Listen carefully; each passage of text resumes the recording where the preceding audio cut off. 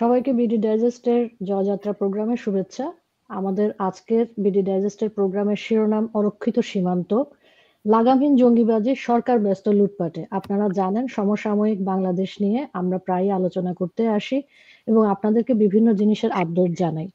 দেশে যেটা চলছে, আপনাদের যেটা মনে হবে যে শাক দিয়ে মাছ ঢাকার এক ধরনের প্রক্রিয়া চলছে। একদিকে করিডোর দিয়ে দেওয়ার চেষ্টা করা হচ্ছে বাংলাদেশকে এবং প্রক্সি ওয়ারে জড়িয়ে নেওয়ার চেষ্টা করা হচ্ছে, অন্যদিকে বিভিন্ন নন ইস্যুকে ইস্যু করা হচ্ছে। এসব নিয়ে আমাদের আজকের আলোচনার বিষয়বস্তু।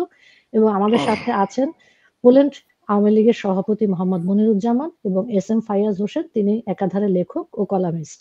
আপনাদের দুজনকে স্টুডিওতে স্বাগত। মনির ভাই এবং ফাইয়াজ, কেমন আছেন আপনারা? থ্যাংক ইউ আপু। আছি, ভালো আছি।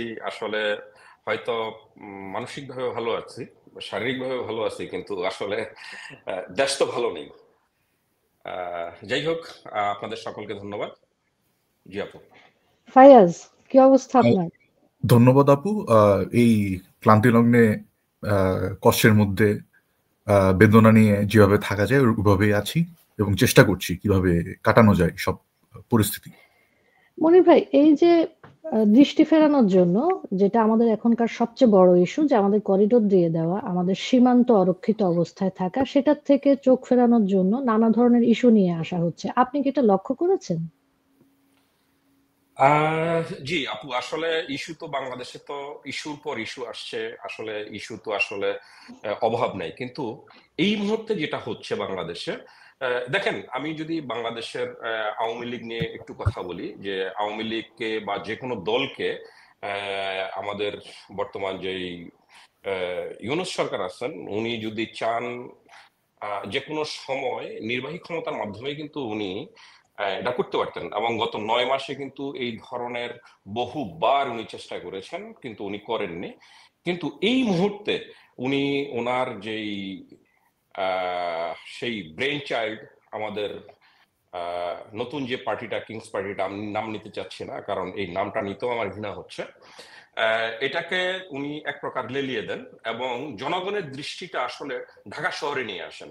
কারণ হচ্ছে সীমান্ত আমাদের সেই আপনার নাইখংছড়ি থেকে আমাদের পার্বত্য চট্টগ্রামের যে সীমান্ত আছে 275 কিলোমিটার কিন্তু অরক্ষিত। এখন এটা কিন্তু আসলে এখন আরকান আর্মিদের দখলে। এখন তাদের সাথে নেগোশিয়েট করে কিন্তু আমাদেরকে ব্যবসা বাণিজ্য থেকে সবকিছু শুরু করতে হচ্ছে। এবং সর্বোপরি আমাদের জাতিসংঘ থেকে, আমাদের জাতিসংঘের মহাসচিব কিছুদিন আগে আসলেন এবং উনি কিন্তু বললেন যে একটা মানবিক করিডোর। এই মানবিক করিডোরটা দেওয়ার নামে কিন্তু আসলে ওখানকার আমরা কিন্তু এক প্রকার যুদ্ধের ভিতরেই কিন্তু আমরা জড়িয়ে গেলাম, বলা যায় পরোক্ষভাবে।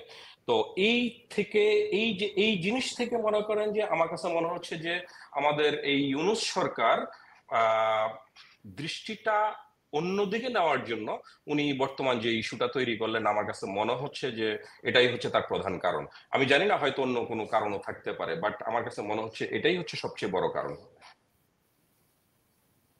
ফাইয়াজ, মনির ভাই যেরকম বলছিলেন যে আমাদের দৃষ্টি সরানোর জন্য তিনি আমাদেরকে ঢাকা নিয়ে এসেছেন, ইউনূস গং, আমাদের জঙ্গি বন্ধু ইউনূস করিডোর দিয়ে দিতে চাচ্ছেন, সেজন্য উনি এই ধরনের দৃষ্টি যেন সরে থাকে, মানুষ যেন ফোকাস করতে না পারে, সেই ধরনের একটা কাজ করছেন। এই যে 22শে এপ্রিল ভারতের পেহেলগ্রামে একটা ঘটনা ঘটে গেল, সেটার সাথে কি আপনি কোনোভাবে এর একটা যোগসূত্র দেখতে পান কিনা?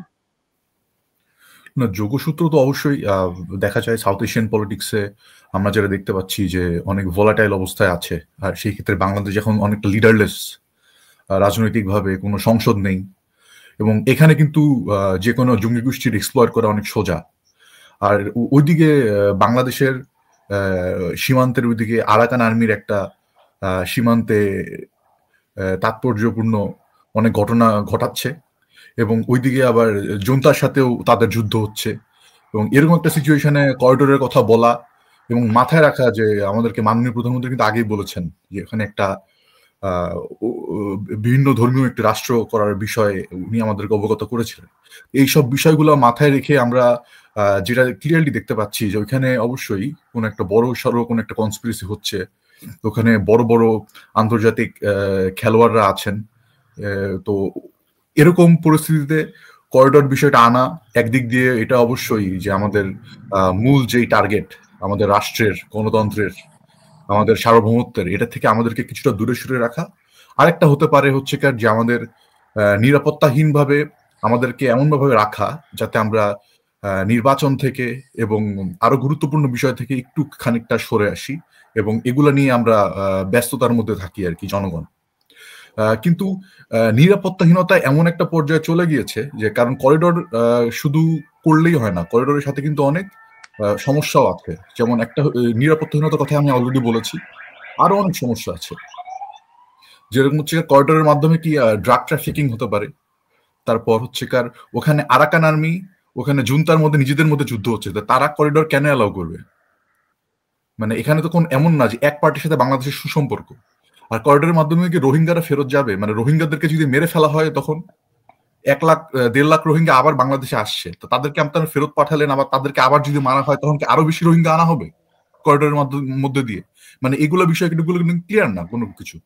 তো কিছু ক্লিয়ার না করেই কোনো সংসদ নেই, বা কোনো মন্ত্রিসভা নেই, কোনো নির্বাচিত প্রতিনিধি নেই, এমনকি উপজেলা চেয়ারম্যানও নেই যে মানে কোনো বিষয়ে যে কোথাও কোনো ফোরামে কোনো আলোচনা হবে। তো তারা কোন ধারায় এই জিনিসগুলো করবেন, সবকিছুই অগোছালো অবস্থায় তারা তড়িঘড়ি করছেন আর কি। ফায়াজ, বাংলাদেশের যেই বর্তমান সরকার, আমরা অবৈধ সরকার বলি বা ইন্টারিম গভর্নমেন্ট বলি, যেটাই বলি, তারা তো স্বীকার করেছে, তারা তো অলরেডি স্বীকার করেছে যে মিয়ানমারের সাথে বাংলাদেশের যে সীমান্ত সেটা পুরোপুরি অরক্ষিত অবস্থায় আছে এবং আরাকান আর্মি সেখানে নিয়ন্ত্রণ করছে। এই যে সরকারের মদতপুষ্ট সশস্ত্র রোহিঙ্গা গ্রুপগুলোর সাথেও আরাকান আর্মির শত্রুতা রয়েছে। এই পরিস্থিতিতে বাংলাদেশের মধ্য দিয়ে আমাদের যেই মানবিক করিডোর দেওয়ার কথা বলা হচ্ছে, সেটার আপনি বিভিন্ন রকমের কথা বললেন যে সেখানে ড্রাগ ট্রাফিকিং বাড়তে পারে, অস্ত্রের ট্রাফিকিং বাড়তে পারে। এই পরিস্থিতিতে আমাদের জঙ্গি বন্ধু ইউনূসকে আমাদের জনগণের প্রতিহত করার কি ধরনের টুলস জনগণ হাতে নিতে পারে? জনগণ কিভাবে এটাকে প্রতিহত করতে পারে? কারণ ইউনূস তো কোনোভাবেই বলছে না যে সকলের এখানে মতামত নিবে, সকলকে গুরুত্ব দিবে। সে বলছে যে দেশের জন্য যেটা ভালো হবে সেটা আমি করে ফেলবো। এখানে মতামত নেওয়ার কিছু নেই। জনগণের হাতে কি কোনো টুলস আছে এটাকে ঠেকানোর? ফাইয়াজ। দেখেন, দলমত নির্বিশেষে জনগণের অবশ্যই অনেক কিছু করার আছে। যেমন ইউনূসের কিন্তু রাজনৈতিক কোনো ব্যাকগ্রাউন্ড নেই, ইউনূসের রাজনৈতিক কোনো মানে অস্তিত্ব নেই। তো জনগণের অবশ্যই জিনিসগুলো হাতে নিতে হবে, ভাবতে হবে যে ইউনূসের বিরুদ্ধে কিভাবে সোচ্চার হওয়া যায়। এক, দ্বিতীয় হচ্ছে যে ইউনূসের যেই পলিসিগুলা উনি যেগুলো করছেন বাংলাদেশে, শুধু এই বিষয় না, আরো মানে সার্বিক বিষয়, যে স্বৈরতন্ত্র কায়েম করেছেন, সেই স্বৈরতন্ত্রের বিরুদ্ধে দাঁড়াতে হবে। শুধু এই পার্টিকুলার ইস্যুর বিরুদ্ধে দাঁড়ালে হবে না, তো সার্বিকভাবে স্বৈরতন্ত্রের বিরুদ্ধে এবং ইউনূসের সকল অপশক্তি প্রয়োগ, সকল কার্যক্রমের বিরুদ্ধে দাঁড়াতে হবে। তাহলেই ইউনূস প্রতিহত করা সম্ভব, এবং সেটা আহামরি বাংলাদেশের জনগণের জন্য সেটা কোনো মানে কঠিন কোনো কিছু না। যেই জনগণ ৭১ পাড়ি দিয়ে আসতে পারে, সেই জনগণের জন্য ইউনূসকে প্রতিহত করা কোনো আহামরি কোনো বিষয় না বলে আমি মনে করি। মনির ভাই, আমি আজকে সোশ্যাল মিডিয়া দেখছিলাম, আপনিও দেখছেন নিশ্চয়ই। আমরা যেহেতু বিদেশে আছি, আমাদের অনেকটা সোশ্যাল মিডিয়ার উপরে নির্ভর করতে হয়। আমরা একটা জিনিস দেখলাম, জঙ্গি বন্ধু ইউনূস একটা আন্দোলন বলি বা বিক্ষোভের একটা সে পেট্রোনাইজ করছে, সেটা হচ্ছে আওয়ামী নিষিদ্ধকরণ। সেখানে জঙ্গি বন্ধু ইউনূসের প্রধান বন্ধু আনসারুল্লাহ বাংলা টিমের জসিমউদ্দিন নামক ভদ্রলোক সেখানে উপস্থিত ছিলেন। আপনি এই উপস্থিতিকে কিভাবে দেখছেন? আপনি এবং ফাইয়াজ, আপনারা দুজনই তো রাজনীতিকে খুব সূক্ষ্মভাবে পর্যবেক্ষণ করছেন সেই জুলাই থেকে। এটা বলবো না যে ৫ই আগস্টের পর থেকে, আমরা সবাই জুলাই থেকে এই রাজনীতিটাকে আমরা পর্যবেক্ষণ করছি। এই যে বলা হচ্ছিল বৈষম্য বিরোধী ছাত্র আন্দোলন, এটা কি প্রকৃতপক্ষে বৈষম্য বিরোধী ছাত্র আন্দোলন ছিল? এখন তো তারা হাতে নাতে সম্ভবত প্রমাণ করে দিচ্ছে যে এটা তাদের সম্পূর্ণভাবে জঙ্গি লিড করা একটা প্রোগ্রাম ছিল নাকি? আপনার কি মনে হচ্ছে জসিমউদ্দিন রহমানের উপস্থিতিটা আপনি কিভাবে দেখছেন মনির ভাই? না আপু, আসলে আমি কিভাবে দেখছি তার চেয়ে বড় কোশ্চেন সেটা হচ্ছে যে আমার সারা বিশ্ব কিভাবে দেখছে বাংলাদেশকে। আমরা সাধারণ জনগণ হয়তো একটা দৃষ্টিতে দেখব, কিন্তু সারা বিশ্ব কিন্তু আরেকটা দৃষ্টিতে দেখবে। মাননীয় প্রধানমন্ত্রী তার শাসনামলের মনে করেন যে প্রায় ১৫ বছর এই সময়টুকুতে বাংলাদেশের জন্য ক্ষতিকর, বিশ্বের জন্য ক্ষতিকর এরকম কমপক্ষে ৩০০ জঙ্গিকে কিন্তু উনি জেলবন্দি করে রাখেন। তার মধ্যে অন্যতম হচ্ছেন সেই জসিমউদ্দিন, আপনি যার কথা বললেন।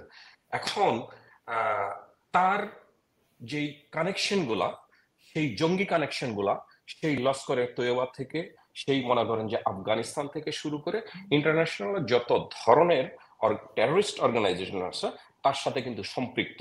এখন এই যে সে এতদিন জেলে ছিল, জেল থেকে বের হয়ে সে সরাসরি আজকে আওয়ামী লীগ নিষিদ্ধকরণের যে প্রোগ্রাম, আসলে এটা দিয়ে আমাদের দেশের জন্য একটা ভুল বার্তা কিন্তু সারা বিশ্বে যাচ্ছে, যে বহির্বিশ্বে যে একটা জিনিস এখন কানাঘুষা হচ্ছে যে বাংলাদেশে কি আসলে জঙ্গি উত্থান হচ্ছে, এটা হচ্ছে তার অন্যতম একটা প্রমাণ যে হ্যাঁ, বাংলাদেশে কিন্তু খুব দ্রুত একটা জঙ্গি উত্থান হচ্ছে। হ্যাঁ, বাংলাদেশে জঙ্গি উত্থানের ঘটনা এটাই প্রথম নয়। আমরা কিন্তু আওয়ামী লীগ সরকার যখন সেই 2024 সালে সেই জুলাই প্রতারণার মাধ্যমে 5ই আগস্টের যখন পতন হয় সেই জঙ্গিদের দ্বারা, আমরা কিন্তু সেদিনই কিন্তু আমরা বুঝতে পারি যে আসলে বাংলাদেশ কিন্তু তার সঠিক রাস্তা হারিয়ে ফেলে। সে কিন্তু তার সঠিক রাস্তায় নাই। এখন কিন্তু সবকিছু সেই আমাদের জঙ্গি বন্ধু আমাদের ইউনূস সাহেবের নিয়ন্ত্রণে, এবং উনি কিন্তু মুখে বলছেন একটা, এবং উনি কিন্তু জঙ্গিদেরকে উস্কে দিয়ে উনি কিন্তু সারা বিশ্বে বাংলাদেশের যে একটা সুনাম ছিল, বাংলাদেশের যে একটা ধর্মনিরপেক্ষ একটা কান্ট্রির যে একটা সুপরিচিতি ছিল, সেটাকে কিন্তু উনি নষ্ট করলেন। এবং আমরা যেটা দেখতে পাচ্ছি, শুধু জসিমউদ্দিন না, দেখেন এই ধরনের মোটামুটি প্রায় 300 জঙ্গি কিন্তু সেই 5ই আগস্ট কিন্তু জেল ভেঙে কিন্তু ওরা কিন্তু চলে যায়, সেই জেল থেকে তারা কিন্তু পালিয়ে যায়। এবং দেখেন, এবং সাথে সাথে কিছু হচ্ছে যে পুলিশের কিছু অস্ত্র এবং বাংলাদেশ ডিফেন্সের কিছু অস্ত্র যেগুলা লুট হয়, সেগুলাও কিন্তু আসলে কেউ এখন খোঁজ করছে না যে অস্ত্রগুলা কোথায় আছে, এই জঙ্গিদের হাতে আছে নাকি অন্য কোনো কারোর হাতে আছে। দেখেন বাংলাদেশে এখন যে পরিমাণ, আপনি বাংলাদেশে আসলে কয়টা সমস্যা নিয়ে কথা বলবেন, বাংলাদেশের জঙ্গিবাদের উত্থান থেকে শুরু করে আপনার প্রত্যেকটা রন্ধ্রে রন্ধ্রে আজকে যে পরিমাণ আপনি বিশৃঙ্খলা দেখতে পাচ্ছেন, বিশেষ করে চেন অফ কমান্ড না কোনো বাহিনীতে, না সেনাবাহিনীতে আছে, না পুলিশে আছে, না সরকারের কোন সংস্থার ভিতরে আছে। আসলে আপনি কি নিয়ে আলোচনা করবেন এখানে? আপনি যদি যে কোনো সেক্টর নিয়ে আলোচনা করতে চান, ঘন্টার পর ঘন্টা কিন্তু এখানে আলোচনা করা যাবে, এবং সেই আলোচনায় কিন্তু আসলে কোনো সুফল আসবে না যতক্ষণ না আমাদের এই জঙ্গি বন্ধু ইউনূস ক্ষমতায় আছেন। ধন্যবাদ আপু। ফাইয়াজ, মনির ভাইয়ের কথা ধরে আমি একটা জিনিস আপনাকে বলতে চাচ্ছিলাম যে অনেকে বলছে যে যে দুর্নীতি চলছে, যে তদবির বাণিজ্য চলছে, তারপর সন্ত্রাসী কার্যক্রম, সিন্ডিকেট, চাঁদাবাজি, এগুলা নিয়ে কিংস পার্টির নেতাদের মনে করেন যে ভাবমূর্তি একদম নিম্নমুখী। তাদের যে গঠন এবং তাদের যে ভাবমূর্তি, তাতে তো আমরা জানি, আমরা আমাদের রাজনৈতিক পর্যবেক্ষণ থেকে জানি যে যে কোনো মুহূর্তে নির্বাচন হলে তারা জামানত হারাবে। এই যে আওয়ামী লীগকে নিষিদ্ধ করা, তারপর শীর্ষ নেতাদের বিরুদ্ধে বিচার খেলা, সংস্কারের যে ধোঁয়া তোলা, এগুলা সবকিছু নিয়েও কিন্তু এক ধরনের টালবাহানা আমরা দেখতে পাচ্ছি। এই কালক্ষেপণ করার কারণ কি? তাদেরকে সংগঠিত হতে দেওয়া, তাদের ভোট নিশ্চিত করা কিংস পার্টির? আপনার কি মনে হয় যে খুব সহসা জঙ্গি বন্ধু ইউনূস কোনো নির্বাচন দিবে? আচ্ছা, নির্বাচন অবশ্যই উনি, আমার মনে হয় না উনি নির্বাচন দেওয়ার কোনো ইচ্ছা বা সদিচ্ছা আছে, এবং নির্বাচন দেওয়ার জন্য উনি উপযুক্তও না, আমি এটা মনে করি। উনি, উনার ওই নিউট্রাল ক্রেডিবিলিটিও নাই জনগণের সামনে যে উনি নির্বাচন দিবে, কারণ উনি তো নির্দিষ্ট দল এবং গোষ্ঠী নিয়ে কাজ করছেন, এবং ওনার কিংস পার্টির মালিক উনি। উনি কিভাবে নির্বাচন দিবেন? মানে নির্বাচন দিয়ে কিভাবে উনি একটা ছোট দলকে, যার কোনো অস্তিত্ব নেই, তাদেরকে ক্ষমতায় আনার প্রয়াস করবেন? এটা সম্ভব না বাংলাদেশের রাজনীতিতে। তো নির্বাচন যতদিন উনি থাকতে পারেন আর কি, উনার লাভ। উনি ছবি তুলতে পছন্দ করেন, উনি মোদিজির সাথে দেখা করে নিজের ছবি দেন উপহার, এগুলাই হয়তো উনি করার চেষ্টা করবেন, এক। আর সেকেন্ড হলো যে এই প্রথম কোনো একটা দল নিষিদ্ধ করার গণতান্ত্রিক আন্দোলনের নামে তারা মাঠে নেমেছেন, এবং সেই আন্দোলনের নেতৃত্ব দিচ্ছেন আল কায়দা সিম্প্যাথাইজার হিজবুত তাহরির, জামাত এবং দিওবন্দি র্যাডিক্যাল হেফাজত। এই আমরা পরিষ্কার দেখলাম যে তারা আওয়ামী লীগের মতো স্বাধীনতা যুদ্ধে নেতৃত্ব দেয়া দল এবং আওয়ামী লীগের মতো পরিচিত যে নৌকা মার্কা, তাদেরকে নিষিদ্ধ চাচ্ছেন, এবং নিষিদ্ধর নেতৃত্ব দিচ্ছেন আবার, বা ওখানে উপস্থিত আছেন জসিমউদ্দিন রহমানের মতো মানে জঙ্গি, যারা নিজেদের মানে নিজেই কিছু বছর আগে মায়ানমারের বিরুদ্ধে জিহাদ ঘোষণা দিয়েছিলেন, এবং তারপরে তাকে গ্রেফতার করা হয়। তো এই যে জিহাদি লোকজনকে নিয়ে আন্দোলন, এটা পরিষ্কার করে যে তাদের মনোভাব, তাদের আইডিওলজি কি, এবং তারা কি চাচ্ছে বাংলাদেশে, এবং তারাই চাচ্ছে জঙ্গিবাদের উত্থান, তারাই হয়তো চাচ্ছে এই ধরনের অস্থিরতা, এবং এই অস্থিরতার মাধ্যমে তারা ক্ষমতা তাদের দীর্ঘায়িত করতে পারবেন এবং বাংলাদেশটাকে অস্থিতিশীল করতে পারবেন, যাতে তারা এই কজ দেখিয়ে আরো কিছুদিন বাংলাদেশকে শাসন করে আরো অপশাসনের দিকে ঠেলে দিতে পারে। আমি এটা মনে করছি। মনির ভাই, শাসনের কথা যখন আসলো, শাসনের অবস্থা কি দেখেছেন? যে মুন্সিগঞ্জের লঞ্চ ঘাটে একজন অপ্রাপ্তবয়স্ক কিশোরীকে বেল খুলে পিটাচ্ছে, তারা আবার তাকে গ্রেফতারও করেছে, ওই জেহাদ নামের ছেলেটাকে। এই যে আশঙ্কাজনকভাবে বিভিন্ন আইন শৃঙ্খলা পরিস্থিতির যে একটা অবনতি এবং নারীদের উপর যে ধরনের আক্রমণ, এই ঘটনাগুলোর কি কোনো রকমের ফলো আপ আপনি দেখতে পাচ্ছেন কারোর ভিতরে, না একটার পর একটা ইস্যু আসছে এবং ইস্যুর পর ইস্যু হারিয়ে যাচ্ছে? না, দেখেন আপু, আসলে আজকে আপনি যে ঘটনাটার কথা উল্লেখ করলেন, এই ঘটনাটা তো আসলে আপু নতুন না। এটা হয়তো আমাদের মিডিয়ার চোখে আসছে, হয়তো ফেসবুকে আসছে, যার কারণে হয়তো, এবং এটা কিন্তু এই যে আপনি যে মব জাস্টিস, এটা এক ধরনের মব জাস্টিস, বা আপনি হয়তো বলতে পারেন যে এটা এটা কিন্তু মানে হর হামেশাই কিন্তু হচ্ছে আপু। এটা কিন্তু আসলে আহ নতুন বা আমাদের জন্য ব্যাপারটা তা কিন্তু না। উনি যেটা চালু করছেন সেটা হচ্ছে যে টোটালি উনি একটা মব জাস্টিস চালু করছেন। উনি দেখেন, একটা দেশে যদি আইনের শাসন থাকে তাহলে বিভিন্ন বাহিনী সংস্থা সঠিকভাবে কিন্তু তাদের আইনটা কিন্তু প্রয়োগ করতে পারেন। সেক্ষেত্রে কিন্তু অপরাধীরা কি হচ্ছে, ভয়ে কিন্তু চুপসে যায়। আর অপরাধীরা সরকারের যখন মদত পায় তখন কিন্তু তারা কিন্তু সরকারের চেয়ে বেশি শক্তিশালী হয়, পুলিশের চেয়ে বেশি শক্তিশালী হচ্ছে। আর আপনি যেটা বললেন যে আপনার মহিলাদের উপরে যেই ধরনের আক্রমণ হচ্ছে, এটা কিন্তু আপনি যদি এই বছরের প্রথম 3 মাসের হিসাব যদি আপনি ধরেন একটু, সেক্ষেত্রে দেখবেন যে আপনার 3 মাস অন্তত 245টি ঘটনার ধর্ষণের ঘটনা কিন্তু পত্রিকাতে আসছে। এবং এটা কিন্তু টোটাল ধর্ষণের হয়তো আপনি 10% ধরতে পারেন। এবং এইগুলা কিন্তু আসলে আমি যে 245-এর কথা বললাম, এগুলো কিন্তু বিভিন্ন পত্রিকা থেকে নেওয়া, এবং এর ভিতরে কিন্তু দেখা গেছে দলবদ্ধ ধর্ষণের ঘটনা কিন্তু প্রতি মাসেই বাড়তেছে। ফেব্রুয়ারিতে মনে করেন যে এখানে ঘটনা ছিল প্রায় 17টা, সেই জায়গায় মার্চে এসে দাঁড়াচ্ছে আপনার 25টার মতো। এপ্রিলেও কিন্তু বিভিন্ন স্থানে দেশে কিছু ধর্ষণের খবর কিন্তু আমরা আসলে যেটা পাচ্ছি, এটা সত্যি কিন্তু আশঙ্কাজনক। বাংলাদেশে যে মহিলা পরিষদ আছে, মহিলা পরিষদ টোটাল 15টি দৈনিক পত্রিকার সংবাদের ভিত্তিতে জানায় যে এপ্রিল মাসে 169 জন এবং কন্যা এবং 163 জন নারী, মোট 332 জন কিন্তু নির্যাতনের শিকার হন।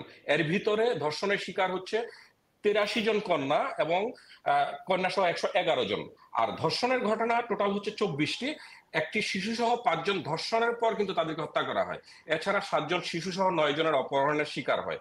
তো একই সঙ্গে দেখা গেছে যে সারা দেশে নারীদের বিরুদ্ধে যে পরিমাণ অপরাধ বাড়ছে, আসলে এটার কিন্তু আসলে কোনো ধরনের কিন্তু বিচারও কিন্তু হচ্ছে না।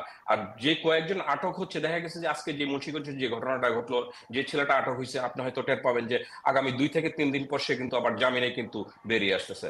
তো এখন দেখা যাচ্ছে এই সময়ে আরেকটা জিনিস দেখেন আপু, এই সংবাদগুলি যারা আবার সংগ্রহ করতেছে, সাংবাদিকদের মনে করেন যে এখন এই পর্যন্ত 102 জন সাংবাদিকের উপর কিন্তু হামলা হয়।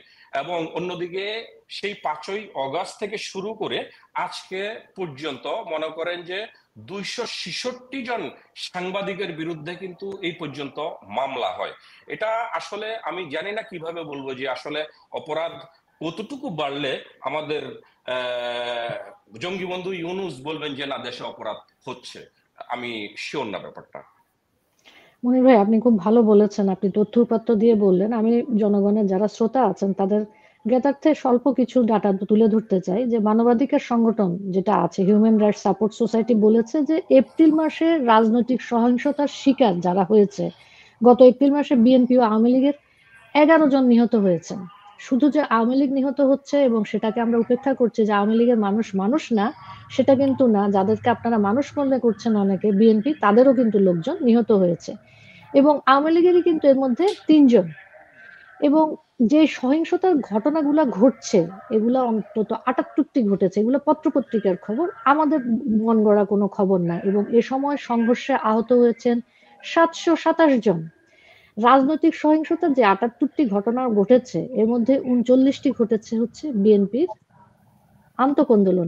কোন্দলের কারণে, এবং বিএনপি জামাতের মধ্যে ২টি, বিএনপি এনসিপির মধ্যে ৩টি সংঘর্ষ ঘটেছে।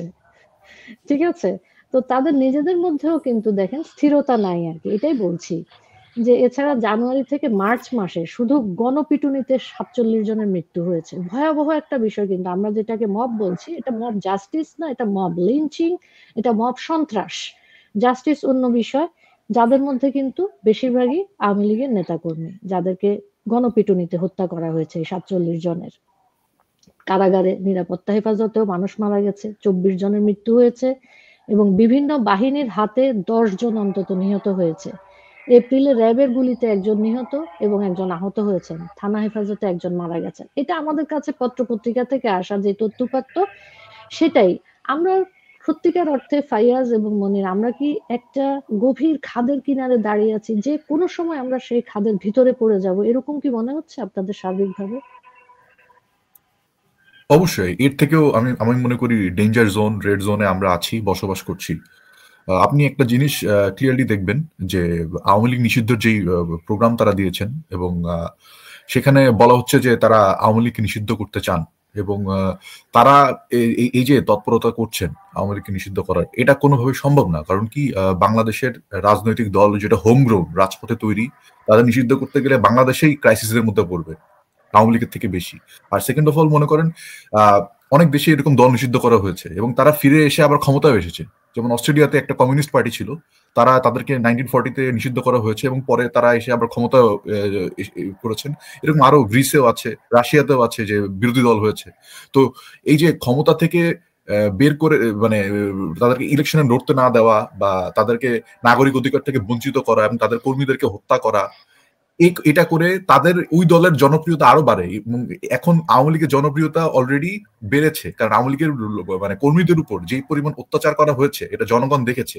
জনগণকে মানে এত প্রতিকূলতার মধ্যে জনগণ তাদেরকে যখন ইন্টারভিউ নেওয়া হয়, তারা এখন আওয়ামী লীগের পক্ষে কথা বলছে, এবং সকল সার্ভেতে আওয়ামী লীগ এগিয়ে, এবং সকল সার্ভেতে এটাও মানে জনগণ রায় দিয়েছে যাতে আওয়ামী লীগকে নিষিদ্ধ করা না হয়।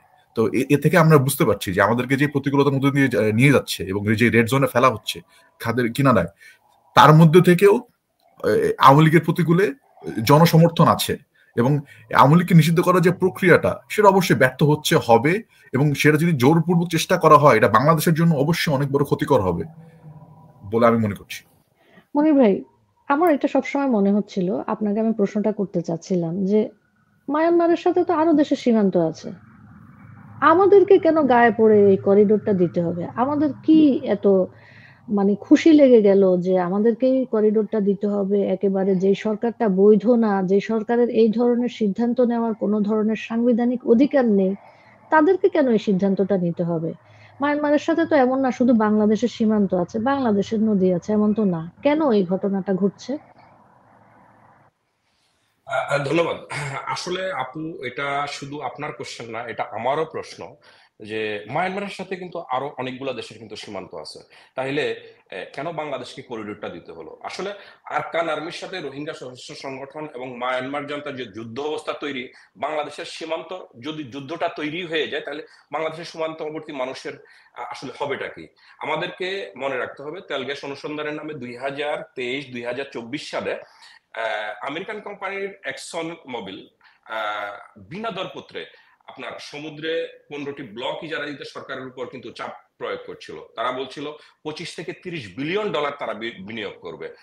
তো এই সময় দেখা গেছে যে আধুনিক অস্ত্র সহযোগিতা পেতে সামরিক চুক্তি করার জন্য বাংলাদেশ সরকার এবং সেনাবাহিনীকে অনুরোধ করে আমেরিকা। তো চীন, রাশিয়া, ভারতের সাথে দূরত্ব বাড়িয়ে আমেরিকার ঘনিষ্ঠ হয়তো অনেক সুবিধা হয়তো পাওয়া যেত, এবং মাননীয় প্রধানমন্ত্রী শেখ হাসিনা কিন্তু কারোর তাবেদার হতে চাননি। উনি চেয়েছিলেন সকল পরাশক্তির সাথে বাংলাদেশের একটা সুসম্পর্ক রেখে ব্যবসা বাণিজ্য করা এবং দেশের সুনাম বৃদ্ধি করা। অন্যদিকে জামাত নিয়ন্ত্রিত আপনার বর্তমান ইউনূস সরকার আসলে শপথ নেওয়ার আগে থেকেই প্রতিনিয়ত মনে করেন যে ভারতের বিরুদ্ধে উনি কুচ্ছা রটাচ্ছিলেন এবং উস্কানিমূলক বক্তব্য দিচ্ছিলেন, এবং পাকিস্তানের সাথে যারা 1971 সালে আমাদের 30 লক্ষ মুসলিম ভাই বোনকে এবং 2 লক্ষ মা বোনকে ইজ্জত হারাতে হয়েছিল সেই পাকিস্তানি দোসরদের কাছে, তাদের সাথে কিন্তু উনি আবার সম্পর্কটা উন্নয়ন করার আপ্রাণ চেষ্টা করে যাচ্ছেন। এখন সরকারের সমর্থকরা মিছিল সমাবেশ করেও ভারত বিরোধী মনোভাবের জানান দিচ্ছে, কেউ কেউ আবার 7 সিস্টার্স কাশ্মীরের দিকেও জিহাদের ডাক দিচ্ছে। এখন এর মধ্যে পেহেলগামে যে সন্ত্রাসী হামলা হলো, আপনি কিছুক্ষণ আগে যে কথাটা বলছিলেন, এখানে সম্ভবত কমপক্ষে 25 থেকে 26 জন পর্যটক আপনার ধর্ম খুঁজে খুঁজে কিন্তু তাদেরকে মারা হয়েছে, এবং তখন কিন্তু বাংলাদেশের কিছু জনগণ এটাতে কিন্তু উচ্ছ্বাসও প্রকাশ করছে। এখন সরকারের পক্ষ থেকে সন্ত্রাসবাদের নিন্দা যদিও জানায়, এখানে কিন্তু আইন উপদেষ্টা আমাদের সেই আসিফ নজরুল সাহেব এক ফেসবুক স্ট্যাটাসের জন্য কিন্তু এখানে ভারতের স্বরাষ্ট্রমন্ত্রী এবং নিরাপত্তা উপদেষ্টাকেও দুষলেন, অথচ পাকিস্তানের লস্করে তৈবার সহযোগী দল এই হামলা চালিয়েছে বলে পরে কিন্তু স্বীকারও করে। আমরা কিন্তু গত অগাস্টের ভয়ঙ্কর সেই যে জঙ্গি নেতা আমাদের জসিমউদ্দিন রহমানী, আমরা যার সম্বন্ধে কিছুক্ষণ আলাপ করলাম, বর্তমানে মনে করেন যে হারুন ইজহার, মামুনুল হক, আহমদুল্লাহর মতো লোকজনও কিন্তু মনে করেন যে সরকারি মদতে কিন্তু জঙ্গিবাদের কিন্তু ওনারা কিন্তু এখন প্রচার করছেন। বিভিন্ন ইস্যুতে কিন্তু আবার উগ্রবাদী ইসলামপন্থী দল জঙ্গিবাদীদের সাথে কিন্তু ইউনুসের যেই বর্তমান যে ইউনুসের যেই ব্রেন চাইল্ড, আমি তার নামটা নিতে চাচ্ছি না কোনোভাবেই, তারা এই দেশের ভিতরে এবং সীমান্তের উপরে মততন্ত্র জিহাদি কর্মকাণ্ড যেভাবে ওনারা চালাচ্ছেন, আসলে একটা সময় দেখা যাবে আমরা হয়তো আমাদের সেই স্বাধীনতা, আমাদের জাতীয়তাবাদ এবং সর্বোপরি আমাদের দেশের মানচিত্র নিয়ে কিন্তু একটা সংকটের ভিতরে হয়তো অদূর ভবিষ্যতেই আমরা পড়তে যাচ্ছি, আমার তাই মনে হচ্ছে। মনির ভাই, আপনি তো অনেক কথা বললেন যে সীমান্ত আমাদের অরক্ষিত কিভাবে হচ্ছে এবং সীমান্ত কিভাবে তুলে দেওয়া হচ্ছে, কেন আমরা এত খুশি করে করে আমাদের মানবিক করিডোর দিয়ে দিচ্ছি যেচে পড়ে। এখানে কি ব্যক্তিগত লাভালাভের একটা জায়গা আছে ফাইয়াজ, যে উনি যে ওনার নিজস্ব 666 কোটি টাকার কর মকুফ করে নিলেন বা নানা ধরনের লাইসেন্স নিলেন, আপনি কি ইউনুসের যে অর্জন, ব্যক্তি ইউনুসের যে অর্জন এই কয়েক মাসে, সেটার উপর কি একটু আলোকপাত করে মানুষকে একটু মনে করিয়ে দেওয়া যে উনি দেশের জন্য কি করছেন, দেশকে কিভাবে অরক্ষিত করে দেশকে তুলে দিচ্ছেন অন্যের হাতে, এবং নিজের ব্যক্তিগত লাভালাভের জায়গাটাকে তিনি কিভাবে ক্যাশ করছেন, সেটা কি আমাদেরকে একটু জানাবেন ফাইয়াজ? যে অবশ্যই তিনি ট্যাক্সের যে বিষয়টা আছে 666 কোটি টাকা, আরো তিনি নিজের ইনভেস্টমেন্ট বাড়াচ্ছেন। তিনি তার গ্রামীণের মাধ্যমে স্টারলিংকের সাথে একটা চুক্তি করার বিভিন্ন পায়তারা করেছিলেন, এবং আরো যেই সমস্ত কার্যকলাপ উনি করছেন এগুলো উনার ব্যক্তি স্বেচ্ছাচারিতার একটা প্রমাণ। এবং উনি এগুলা করছেন, একটা হলো যে দেশের থেকে বেশি কিন্তু ইম্পর্টেন্ট ওনার কাছে ওনার নিজের ব্যবসা বাণিজ্য প্রতিষ্ঠান, দেশের গভর্নেন্সের থেকে ইম্পর্টেন্ট ওনার নিজের লাভ অংশ আর কি। তো এখানে আপনি একটা জিনিস দেখবেন যে ডেস্টিনি বৈশাখী গ্রুপ ছিল একটা বাংলাদেশে multi level marketing scam company, প্রতারক কোম্পানি। তাদের কিছু যারা প্রতারণার শিকার হয়েছেন বাংলাদেশের সাধারণ মানুষ, তাদের সাথে আমার কথা হয়েছে এবং তারা বলেছেন যে এই ডেস্টিনি গ্রুপকে আওয়ামী লীগ আমলে তাদেরকে বিচারের আওতায় আনা হয়েছিল, এবং এখন তাদেরকে পৃষ্ঠপোষকতার মাধ্যমে এই অন্তর্বর্তীকালীন সরকার এবং ইউনূস সাহেব তাদেরকে পুনর্জীবিত করার চেষ্টা করছেন এবং তাদেরকে রাজনৈতিক দল দিয়েছেন। তো এখানে বোঝা যায় যে এখানে যে পলিটিক্যাল নেক্সাস আপনার উনার ইউনূস সাহেবের ওই যে প্রতারকদের সাথে, এমএলএম প্রতারক পিরামিড স্কিমের সাথে তার যে নেক্সাসটা, এটাও এখানে ফুটে উঠে। তাছাড়া মনে করেন যে এখানে যে এই যে বাংলাদেশ যে অরক্ষিত সীমান্ত, এটা কি একদিনও তো হয়নি, এটা একদিনও তো সীমান্ত পুরোটা তারা অরক্ষিত করে ফেলতে পারেনি। এখানে তো আমাদের সেনাবাহিনী আছে, আমাদের বিজিবি আছে, আমাদের পুলিশ আছে। তো এখানে প্রতিটা বাহিনী কি এখন আমাদের দুর্বল করা হয়েছে? তাদেরকে কি তাদের স্বাধীনভাবে কার্যক্রম করতে দেওয়া হচ্ছে না? কেন 5ই আগস্টের আগে বা জুলাইয়ের আগে অরক্ষিত ছিল না, এখন কেন অরক্ষিত? এতেই বোঝা যায় যে এখানে আমাদের যারা রাষ্ট্রের এখন দায়িত্বে নিয়েছেন জোরপূর্বক, তাদের কোনো ইচ্ছা নাই সীমান্ত সার্বভৌমত্ব রক্ষা করার, এবং তাদের যদি সীমান্ত সার্বভৌমত্ব কাউকে দিয়ে দেওয়া যায় তাতে তাদের সুবিধা। যেমন বঙ্গবন্ধু শেখ মুজিবুর রহমান কিন্তু 71 সালের 23শে মার্চে একটা অফার পেয়েছিলেন। organizer.org একটা রিপোর্ট আছে যে ওনার কাছে একটা মিলিটারি পোর্ট চাওয়া হয়েছিল ওই আমলে, এবং বলা হয়েছিল এই পোর্ট দিলে তাহলে ওনাকে পুরো পাকিস্তানি তাদেরকে ক্ষমতায় আসতে দেওয়া হবে আর কি। কিন্তু বঙ্গবন্ধু সেটাকে নাকচ করেছিলেন। পরবর্তীতে বঙ্গবন্ধু যখন জেলে ছিলেন তখনও কিন্তু বঙ্গবন্ধুকে অফার দেওয়া হয় যে কোন এক নির্দিষ্ট দেশের এমবাসি থেকে যে তার সাথে দেখা করার এবং এই মিলিটারি পোর্ট নিয়ে কথা বলার, তাহলে কোন একটা সমঝোতার মধ্যে আসা যায়। কিন্তু বঙ্গবন্ধু কিন্তু জেল থেকেও তার মাথা নিচু করেননি। পরবর্তীতে বঙ্গবন্ধুর নেতৃত্বে যখন বাংলাদেশ স্বাধীন হলো তারপরেও কিন্তু তারা কোনো মাথা নিচু করেননি, এবং এই জন্য নানা রকম ফেমিন এবং নানা রকম কার্যকলাপের মধ্যে দিয়ে বাংলাদেশকে প্রতিকূলত অবস্থায় বাংলাদেশের জনগণকে এবং যেতে হয়েছে আর কি, আমরা যেটা জানি।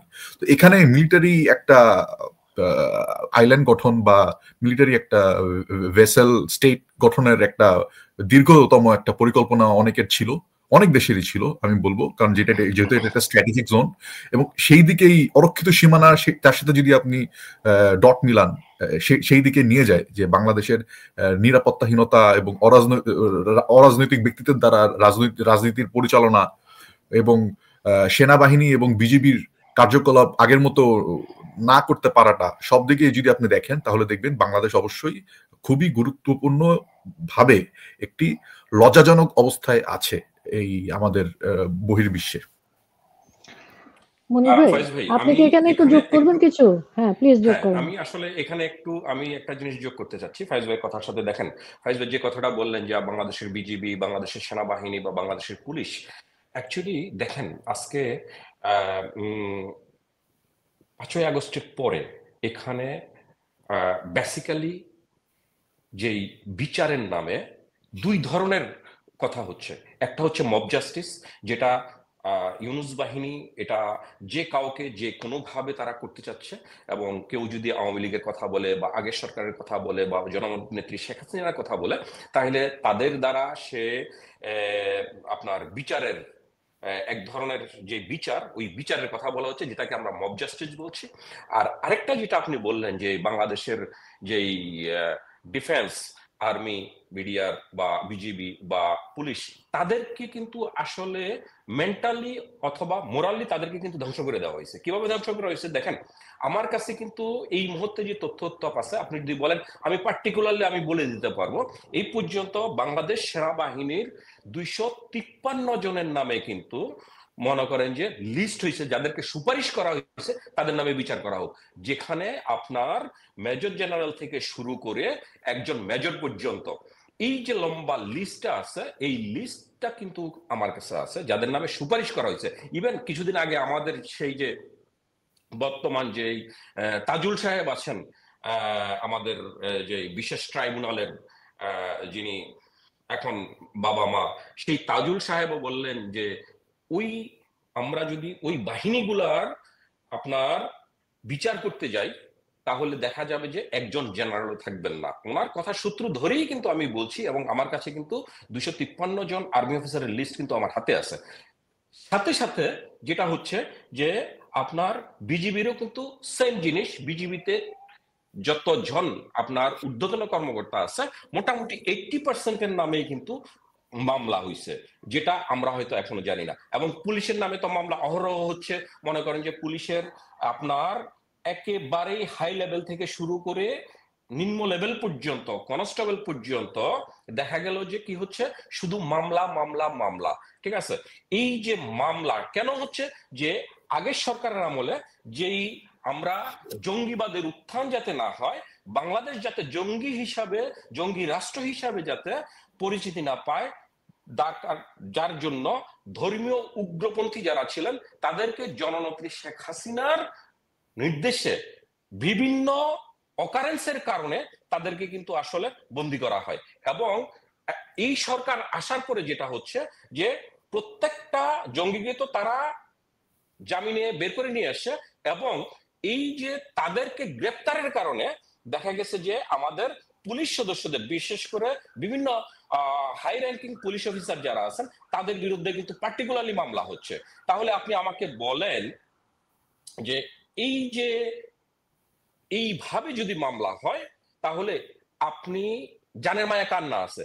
সবাইকে বাংলাদেশে থাকতে হবে এবং তাদেরকে চাকরিটাও করতে হবে, কারণ তাদের পরিবার পরিজন আছে, তাদের পেট চালাইতে হবে। তাইলে তারা কিভাবে দেশের জন্য কাজটা করবে? তারা তো চাইবে ঠিক আছে, ওকে চলতেছে চলুক, আমি আমার যান বাসাই, ইয়ানফসি সবাই করতেছে। তো স্বাভাবিকভাবেই আমার কাছে মনে হচ্ছে না তারা ইচ্ছা থাকা সত্ত্বেও তাদের 100% তারা কিন্তু আসলে তাদের এফোর্টটুকু দিতে পারছে না। হ্যাঁ, আমরা তাদের ভিতরে অনেকেই ছিলেন যারা 5ই আগস্টের আগে হয়তো দেখা গেছে যে আওয়ামী লীগ সরকারের উপরে খুব ক্ষুব্ধ ছিলেন, যে আওয়ামী লীগ সরকার হয়তো অন্যায় করতেছে। দেখা গেছে যে হয়তো দেখা গেছে কোনো একজন ব্যক্তিকে যারা নামাজ পড়তেছে করতেছে, যে হয়তো মোল্লা ট্যাগ দিয়ে তাদেরকে হয়তো হয়রানি করছে, এটার কারণে হয়তো। কিন্তু আসলে মনির ব্যাপারটা ভাই, কিন্তু এই তা জায়গায় না। আমি একটু দ্বিমত করতে চাচ্ছি। জি কবে এই কাজটা হয়েছে যে মোল্লা ট্যাগ দিয়ে তাদেরকে হয়রানি না করেছে? না এই না, ধরনের এটা ঘটনা তো আমি এটা কিন্তু দেখিনি।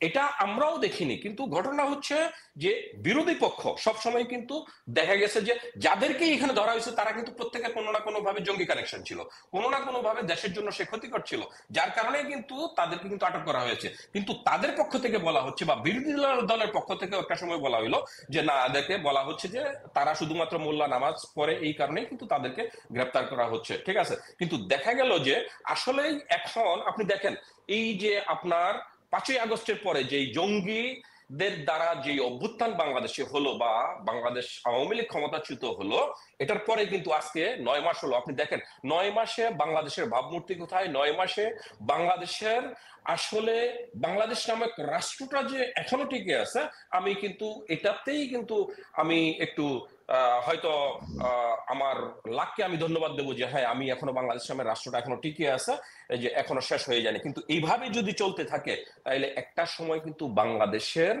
অস্তিত্ব নিয়ে কিন্তু প্রশ্ন দাঁড়াবে। আমরা কিন্তু আমাদের স্বাধীনতা কিন্তু খুব দ্রুতই আমার কাছে মনে হচ্ছে যে আমরা কিন্তু হারিয়ে ফেলবো। আসলে এখন আপা আমরা যদি কথা বলি, এই যে প্রত্যেকটা সাবজেক্ট ওয়াইজ যদি কথা বলি, আমরা কিন্তু ঘন্টার পর ঘন্টা বলে যেতে পারবো, কিন্তু লাভ হবে না। যেটা করতে হবে যে সাধারণ জনগণ তারা যদি এই জিনিসটা উপলব্ধি করতে পারে, তারা যদি রাস্তায় নামে, অলরেডি কিন্তু রাস্তায় নামতেছে, তারা কিন্তু বুঝতে পারতেছে আসলে কি হচ্ছেটা কি, তারা কিন্তু আসলে নামতেছে, তারা কিন্তু আস্তে আস্তে।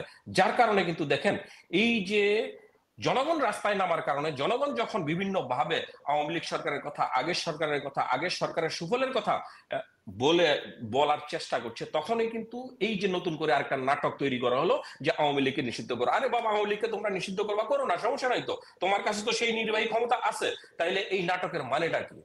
এই নাটকের মানেটা হচ্ছে আপনার জল ঘোলা করবে, পানি ঘোলা করবে, এবং ঘোলা পানিতে তার স্বার্থটা, তার উদ্দেশ্যটা সে হাসিল করে এখান থেকে বের হয়ে যাবে। কারণ তার যাওয়ার জায়গা আছে, কিন্তু বাংলাদেশের জনগণের কিন্তু যাওয়ার জায়গা নেই।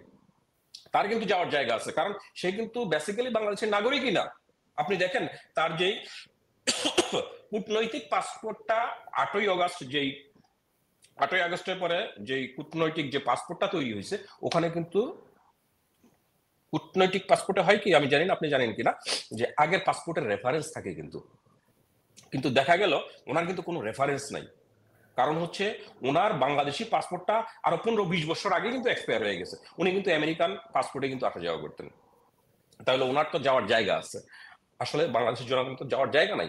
এখন উনি তো চলে যাবেন, বাংলাদেশটাকে উনি ধ্বংস করে তারপর তিনি চলে যাবেন, সাফার করবে আমার বাংলার জনগণ।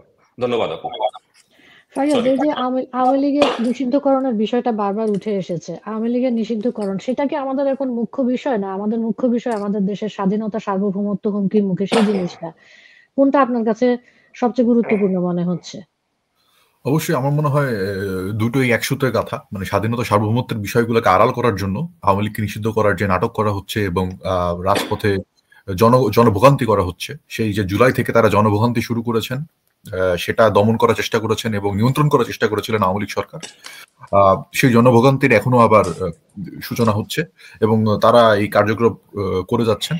তো কথা হচ্ছে যে সরকার তো তাদেরই লোক, তো তারা আবার কার বিরুদ্ধে আন্দোলন করছে, মানে এই বিষয়গুলো, এই নাটকগুলো সামনে আসে।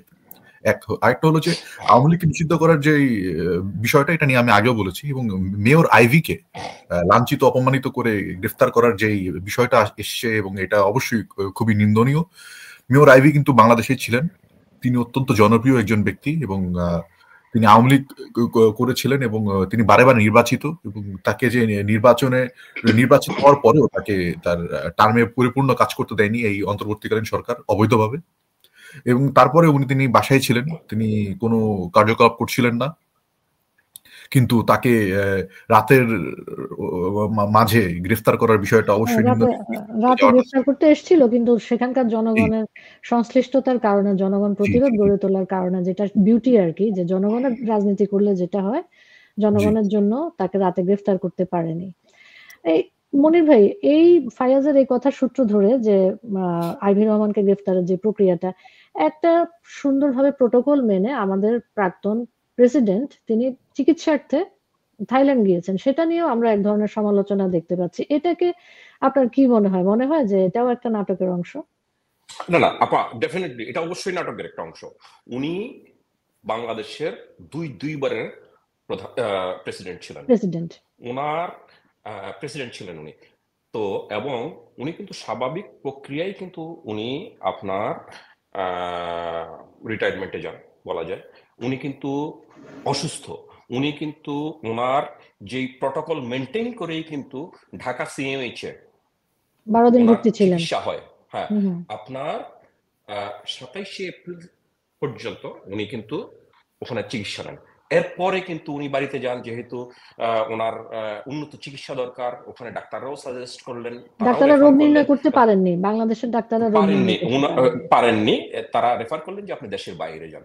এবং এটা কিন্তু প্রটোকল মেনটেন করেই কিন্তু উনি কিন্তু এয়ারপোর্টের মাধ্যমে ওনার পাসপোর্ট দিয়েই কিন্তু ভিআইপি টার্মিনাল দিয়েই কিন্তু উনি দেশে যান। এবং সবচেয়ে মজার ব্যাপার হচ্ছে আপু, উনি কিন্তু চোরের মতো যাননি বা উনি কিন্তু পালিয়েও যাননি। উনি কিন্তু ঢাকা এয়ারপোর্টে সেই ভিআইপি টার্মিনালে উনি কিন্তু 4 ঘন্টা ও কিন্তু ওখানে ছিলেন। ওখানে কিন্তু আপনার প্রত্যেকটা দেখা গেছে যে আপনার গোয়েন্দা সংস্থার লোক ছিলেন, আপনার পুলিশের লোক ছিলেন, সবাই কিন্তু জিনিসগুলো জানতেন। এখন জানার পরেও দেখা গেছে যে এই যে নাটকটা কেন করা হচ্ছে? এখন শুধু আপনার দেখেন, প্রতিদিন 10টা 50টা করে আপনার ইস্যু তৈরি করা হচ্ছে, যেগুলো নন ইস্যু, এগুলো কোনো ইস্যুই না, ঠিক আছে।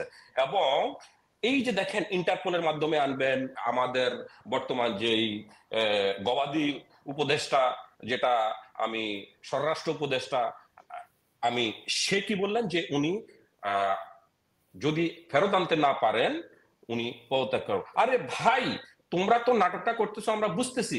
কেন তোমাদের নাটকটা করার কারণ হচ্ছে যে আমাদের রাষ্ট্রপতি, প্রাক্তন রাষ্ট্রপতি আব্দুল হামিদ যাতে উনি যাতে ফেরত না আসেন। আরে ভাই, ব্যাপারটা তো সেটা না। তোমরা যে নাটক করতেছো, জনগণের দৃষ্টি, এই যে একটা টপিক ছেড়ে দিল, ঠিক আছে, মনে করেন যে আপনার ফ্লাওয়ারের মতো, যে ব্যাডমিন্টন ফ্লাওয়ারের মতো ছেড়ে দিল, এখন জনগণ এটা নিয়ে বাইরে করতেছে। মাঝখান দিয়ে এটা হচ্ছে কি, মূল ইস্যু হচ্ছে আমার করিডোর, মূল ইস্যু হচ্ছে আমার মায়ানমারের এই যে আমরা যে পরোক্ষভাবে একটা যুদ্ধের ভিতরে যে আমরা জড়াইয়ে গেলাম এই যে করিডোরের নামে। এই যে মনে করেন যে ইউনূস সরকার এত বড় একটা জাতীয় একটা নিরাপত্তার ইস্যু, এখানে মনে করেন যে বাংলাদেশ আওয়ামী লীগ নাই, জানিস, বাংলাদেশ আওয়ামী লীগ বাংলাদেশে কেউ নাই, মনে করেন যে বাংলাদেশের একটা কর্মীও নাই, কিন্তু সেই জায়গায় তো বিএনপি আছে। আরো মনে করেন যে রেজিস্ট্রিকৃত মনে করেন যে আরো 50-52টা দল আছে। তাইলে তাদের কারোর সাথে আলোচনা না করে উনি রাতের অন্ধকারে একা এই যে একটা ডিসিশন নিলেন, এবং অলরেডি কিন্তু উনি করিডোরটা দিয়ে দিলেন। এখন এই যে জাতীয় নিরাপত্তা ইস্যু, আমার দেশের স্বাধীনতা এবং সার্বভৌমত্বের ইস্যু যে চলে আসলো, আমরা এই মুহূর্তে আসলে কি যুদ্ধ করার মতো কোনো পরিস্থিতিতে কি আমরা আছি? আমার তো মনে হয় না আমাদের সেই শক্তি, সামর্থ্য এবং অর্থনৈতিক যে স্ট্রেংথ, কোনোটাই আমাদের ভিতরে নাই। তাহলে আমরা কেন এই জিনিসটা করলাম? কারণ আমরা কিন্তু এর আগে দেখছি যে ফয়েজ ভাই কিছুক্ষণ আগে যেটা বললেন যে করিডোর অর্থ এই দিক দিয়ে মাদক চোরাচালান হইতে পারে, অস্ত্র চোরাচালান হইতে পারে, ঠিক আছে, বহু কিছু হইতে পারে। তাহলে সেক্ষেত্রে আমরা কারোর সাথে আলোচনা না করে দেশের 18 কোটি জনগণ, তাদের অবশ্যই কোনো না কোনো প্রতিনিধি আছে। আওয়ামী লীগ নাই, মনে করেন যে আওয়ামী লীগ ভ্যানিশ, কিন্তু কোনো না কোনো প্রতিনিধিত্ব আছে। তাহলে কারোর সাথেই আলোচনা না করে উনি কিভাবে দিলেন? উনি এই জিনিসটাকেই আড়াল করার জন্য মনে করেন যে প্রতিদিন 4টা 5টা 10টা করে ইস্যু নিয়ে আসতেছেন এবং জনগণের সামনে দিয়ে দিচ্ছেন। জনগণ এটাকে নিয়ে মনে করেন যে এই যে আমাদের মতো কিছু বেকুব আইসা অনলাইনে আইসা আমরা এটা নিয়ে কপচাবো, লোকজন শুনবে, নিজেরা কথা বলবে, কিন্তু ওদিক থেকে আমার দেশ কিন্তু মোটামুটি 3 পার্বত্য চট্টগ্রাম 3টা কিন্তু আমার কিন্তু চলে গেল।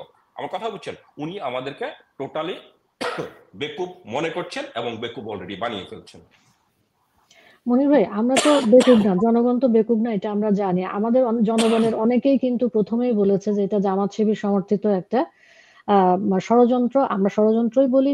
জামাত শিবির ষড়যন্ত্র করে আমাদের নির্বাচিত সরকারকে সরানোর জন্য এবং মুক্তিযুদ্ধে তাদের যে পরাজয় ঘটেছে সেই পরাজয়ে তারা প্রতিশোধ নেওয়ার জন্য এই ঘটনাটা মঞ্চস্থ করেছে। আজকে ফায়াজ যেটা দেখতে পেলেন সেটাকে আপনি কিভাবে ব্যাখ্যা করবেন? সেটা কি তারা আজকে এন্ডোর্সমেন্ট দিল তাদের সেই স্লোগানের মাধ্যমে?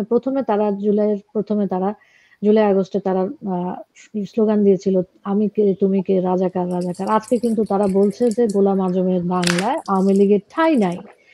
আমাদের যেই জিনিস ছিল, আমাদের যে পর্যবেক্ষণ ছিল এবং আমরা যেটা সবাই নিশ্চিতভাবে জানতাম যে এটা জামাত শিবিরের করা একটা ষড়যন্ত্র, সেটা কি আজকে তারা নিজেদেরকে এন্ডোর্সমেন্ট দিল এবং সেটা তারা স্বীকার করলো জনসমক্ষে তাদের জমায়েতের মাধ্যমে? জি, আজকে তারা মানে ক্রিস্টাল ক্লিয়ার ভাবে জনগণের সামনে উপস্থাপিত করেছেন তাদের যে মতাদর্শ। কিন্তু এর আগেও এটা প্রমাণ পেয়েছিল যে সাদিক কাইম যেই একটা ছেলে আছে, উনি যে শিবির করতেন এবং কোটা আন্দোলনে উনি যে নেতৃত্বস্থানীয় অবস্থায় ছিলেন সমন্বয়কের, পরে কিন্তু এটা প্রকাশ পায় এবং তিনিও দেখলাম অনেক জোরালো কণ্ঠে ওই রাজাকারদের পক্ষে নিউ রাজাকার হিসাবে স্লোগান দিচ্ছেন এবং খুবই গর্বের সাথে দিচ্ছেন, এমন না যে একটু মিনমিন করে বলছেন। তো এটাই হলো তাদের বাস্তবতা এবং এটা হলো তাদের আদর্শ। এখন আমাদেরকে বুঝতে হবে যে যেই আদর্শের সে তো সেইভাবেই ইয়া করবে, যে জঙ্গির আদর্শের সে জঙ্গিবাদী করবে, আওয়ামী লীগের যে আদর্শ সেটা আওয়ামী লীগের কার্যকলাপ রাজনীতি করবে। তো এই যে আমাদের যেই বুঝতে পারাটা এটা খুবই গুরুত্বপূর্ণ ছিল এবং আমরা তো বুঝেছি আগেই, কিন্তু জনগণ আজকে টের পাচ্ছেন এবং কিছু অসাম্প্রদায়িক দাবিদারী ব্যক্তি, কিছু বাম ঘরানার ব্যক্তি যারা তাদের সামনে ছিলেন জুলাই আন্দোলনে, তারা এখন সবচেয়ে বড় লজ্জার মুখে পড়েছেন এবং পড়বেন, আরো পড়বেন। এইটা কিছুই না, তারা আরো যে কার্যকলাপ করবেন। আপনারা আওয়ামী লীগের গভর্নেন্স নিয়ে প্রশ্ন তুলতেন, ওকে, আপনারা সমালোচনা করতেন, ওকে, কিন্তু আপনারা যখন একটা আওয়ামী লীগ সরকার যখন ছিল, একটা স্থিতিশীল অবস্থা ছিল বাংলাদেশের রাজনীতি, তখন আপনারা যখন সেটার বিরুদ্ধে ষড়যন্ত্র করলেন এই রাজাকার নিউ রাজাকার গোষ্ঠীদের নিয়ে, তখন আপনারা নিজেদেরকে কিন্তু নিউ রাজাকারের সাথে হ্যান্ডশেক করে তাদের সাথে তাল মিলিয়ে তাদের মতোই হয়ে গেলেন। আপনারা তাদের শিবিরেই যোগ দিলেন বলতে গেলে আপনারা। তো তারা তাদের জন্য অবশ্যই এখন তাদের পরীক্ষা দেওয়ার বিষয় যে তারা কিভাবে নিজেদেরকে তাদের থেকে আলাদা করবেন এবং তারা কিভাবে তাদের বিরুদ্ধে আন্দোলন করবেন, এটা এখন তাদের উপরে বর্তায়। এরকম অনেক এনজিও বলেন, বামপন্থী বলেন, অনেকেই আছেন যারা শাক দিয়ে মাছ ঢাকার জন্য জুলাইয়ে এই কাজটা করেছেন। তারা নেতৃত্বের সামনে ছিলেন এবং পিছে এই রাজাকার গোষ্ঠী ছিলেন, নিউ রাজাকাররা ছিলেন এবং গোলাম আজম নিজামীর মতো লোকদেরকে, কসাইদেরকে যারা প্রকাশ্যে এইভাবে শ্রদ্ধা জানাতে পারে এবং তাদের নাকি বাংলা মানে তারা বাংলার জন্য কি করেছে যে তাদের বাংলা হবে এটা? তারা কে? বাংলার কে? তারা কোন দিক দিয়ে তাদেরকে সূর্য সন্তান হিসাবে দেখানোর চেষ্টা করা হচ্ছে? তারা কি করেছে বাংলার জন্য? তো এই প্রশ্নগুলো জনগণ করছে এবং যে ষড়যন্ত্রকারীরা মুখোশ পড়েছিলেন তাদেরও মুখোশ উন্মোচিত হচ্ছে এবং এতে করে আমি মনে করি বাংলাদেশ আওয়ামী লীগকে ব্যান করার যে চেষ্টা, এটা অবশ্যই ভেস্তে যাবে এবং যদি ব্যান করাও হয় জনগণ সেটা কোনোদিন মানবে না। মনির ভাই, আমরা অনুষ্ঠানের প্রায় শেষ দিকে। আমরা মোটামুটি দেখা যাচ্ছে যে কয়েকদিন যা ঘটেছে তার উপরে একটা হালকা পাতলা আমাদের একটা পর্যবেক্ষণ দিয়েছি। জনগণ যেন কানেক্টেড থাকতে পারে, তারা যেন ইনফরমেশনের মধ্যে থাকতে পারে এবং সঠিক তথ্যের মধ্যে থাকতে পারে, সেই চেষ্টাটা আমরা করেছি। আপনি কি শেষ অল্প কয়েক মিনিটে বলবেন যে জনগণের এই মুহূর্তে করণীয় কি? তাদের যে সীমান্ত অরক্ষিত অবস্থায় রয়ে গেছে, দেশের সার্বভৌমত্ব এভাবে ভুলুণ্ঠিত হচ্ছে, জনগণ হিসেবে জনগণ যখন জেনে যাচ্ছে যে এটা রাজাকার সমর্থিত একটা ষড়যন্ত্র, দেশকে খণ্ডবিখণ্ড করার একটা ষড়যন্ত্র, দেশকে ভূমিকে অন্যের হাতে দিয়ে দেওয়ার একটা ষড়যন্ত্র, তখন জনগণের পক্ষ থেকে জনগণ কিভাবে রুখে দাঁড়াতে পারে এবং সেই বিষয়ে বাংলাদেশ আওয়ামী লীগের কি ধরনের কার্যক্রম থাকতে পারে এবং আপনারা কি ধরনের কার্যক্রম নেওয়ার চেষ্টা করছেন দেশে বিদেশে, এই ধরনের কোনো আলোকপাত কি আপনি আমাদেরকে দিবেন? আমাদেরকে আশা ভরসার কথা শোনাবেন? আপু ধন্যবাদ। আসলে ঘটনা হচ্ছে কি, আমি কালকে রাত্রে থেকে আসলে আমি সঠিকভাবে ঘুমাতে পারিনি।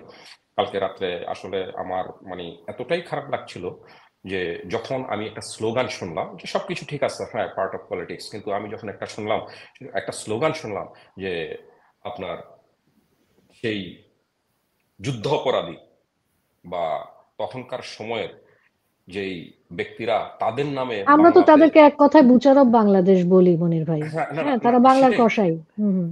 বাংলার কসাই, তারা যারা বাংলাদেশের জন্মটাই চায়নি এবং জন্ম চাননি, আপনি নাই চাইতে পারেন, আপনি আমার সাথে একমত নাই হইতে পারেন, কিন্তু আপনি আমার যারা স্বাধীনতাকামী মানুষ ছিল তাদের বিরুদ্ধে যখন দাঁড়িয়ে গেলেন, আপনি যখন তাদের বুকে যখন আপনি বন্দুক ধরলেন, তাদেরকে যখন আপনি জবাই করলেন, আপনাদের দ্বারা আপনাদের প্রত্যক্ষ মদদে যখন 1971 সালে আমার 30 লক্ষ মানুষ শহীদ হলো, 2 লক্ষ মা বোন তাদের ইজ্জত দিল, আপনি এখন বলতেছেন ওই বাংলাদেশ, এই স্বাধীন বাংলাদেশ আপনার।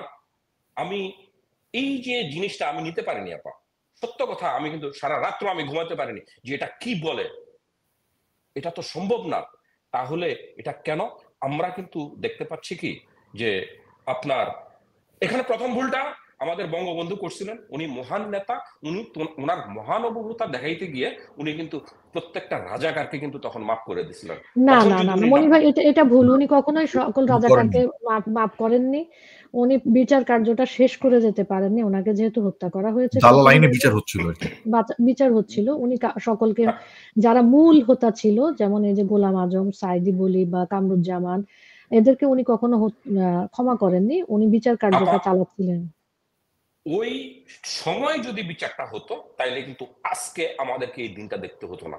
আমরা কিন্তু আসলে আমাদের ব্যর্থতা যে আমরা আসলে করতে পারিনি, যার কারণে আজকে কিন্তু বলা হচ্ছে যে গোলাম আজমের বাংলাদেশ। এখন আমার সাধারণ জনগণ না, আমার সুশীল সমাজের কাছে প্রশ্ন থাকবে আজকে যে ভাই আপনারা কোথায়? 5ই আগস্ট আপনারা, অথবা 5ই আগস্টের আগে মাননীয় প্রধানমন্ত্রী যখন বলছিলেন যে রাজাকারের বাচ্চারা, এই যে একটা গালি আপনারা মনে করে, এই যে মনে করেন যে আপনারা বাংলাদেশ আওয়ামী লীগ বাংলাদেশ সরকারের বিপক্ষে গেলেন, আপনারা এই রাজাকারের বাচ্চাদেরকে সাপোর্ট করে রাস্তায় নেমে আসলেন, তখন এখন কি আপনাদের লজ্জা লাগে না? আপনাদের এখন মনে হয় না যে আসলে যে মাননীয় প্রধানমন্ত্রী যেটা বলেছিলেন সেটাই সঠিক ছিল? মাননীয় প্রধানমন্ত্রী যেটা 20 বছর আগে চিন্তা করেন, আমরা 20 বছর পরে সেটার ফলন আমরা কিন্তু দেখতে পাই। আমরা কিন্তু দেখতে পাচ্ছি যে মাননীয় প্রধানমন্ত্রী তার সময়ে, মনে করেন যে লাস্ট 5 বছরের সময় যতগুলা কথা উনি বলে গেছেন, প্রত্যেকটা কথা কিন্তু এখন আমরা ওই 9 মাসে প্রতিটা হারে হারে আমরা কিন্তু টের পাচ্ছি। আমরা কিন্তু দেখতে পাচ্ছি জঙ্গিবাদের উত্থান থেকে শুরু করে, স্বাধীনতা বিরোধীদের সেই আস্ফলন থেকে শুরু করে, আজকের দেশের সার্বভৌমত্ব এবং স্বাধীনতার উপর যে আজকে যে হস্তক্ষেপ আমরা দেখতে পাচ্ছি, এটা কিন্তু আসলে উনি অনেক আগেই কিন্তু বলছিলেন, এবং এই সত্য কথাগুলো বলার কারণেই কিন্তু উনি আজকে কিন্তু ক্ষমতা নাই। উনি যদি একটু যদি মনে করেন যে ব্যালেন্স করতেন বিদেশি শক্তির সাথে, পরাশক্তিগুলোর সাথে যদি একটু ব্যালেন্স করার চেষ্টা করতেন, তাইলে হয়তো উনি আরো 50 বছর ক্ষমতায় থাকতে পারতেন, কিন্তু উনি কিন্তু সেটা চাননি। উনি কিন্তু বারবার ওয়ার্ন করছেন, আমাদের কাছে এটা এটা চাওয়া হচ্ছে, আমাদের কাছে এই সেন্ট মার্টিন দ্বীপ চাওয়া হচ্ছে, আমাদের কাছে এখানে এই জিনিসটা চাওয়া হচ্ছে, আমাদেরকে কিন্তু তেল গ্যাসের নামে কিন্তু এখানে আমাদেরকে চাপ দিচ্ছে। উনি কিন্তু কোনো কিছুই চাননি, উনি কিন্তু দেশের জনগণের কিন্তু সবসময় ভালোটা চাইছিলেন। এখন দেশের জনগণ, আমি ওই সকল সুশীলদের যারা ওই সময় মাননীয় প্রধানমন্ত্রীকে নিয়ে বিদ্রুপ করছিলেন, তার বিরুদ্ধে কথা বলছিলেন, আমি তাদের মুখে থুতু দেই। আমি ওইসব জ্ঞান পাপী যারা আছে, যারা বৈশা বৈশা সেই সময় আপনার টিভির সামনে বসে বসে আওয়ামী লীগের বিরুদ্ধে, মাননীয় প্রধানমন্ত্রীর বিরুদ্ধে যারা আজে বাজে কথা বলছে এবং দেশের বিরুদ্ধে যারা কথা বলছে, আমি তাদের মুখে থুতু দিই। আমি শুধুমাত্র বাংলার জনগণকে, আপামার জনগণকে শুধু একটা কথাই বলবো যে আপনাদের দেশ আপনারা যদি রক্ষা করতে না পারেন, তাহলে এখানে বহিঃশক্তি কেউ এসে কিন্তু রক্ষা করবে না, তারা কিন্তু নিয়ে যাবে। তারা কিন্তু ইউনূস, সে কিন্তু একটা মিশন নিয়ে আসছে, সে কিন্তু একদিনে ইউনূস তৈরি হয়নি, সে কিন্তু গত 20 বছরে তাকে কিন্তু তৈরি করা হয়েছে।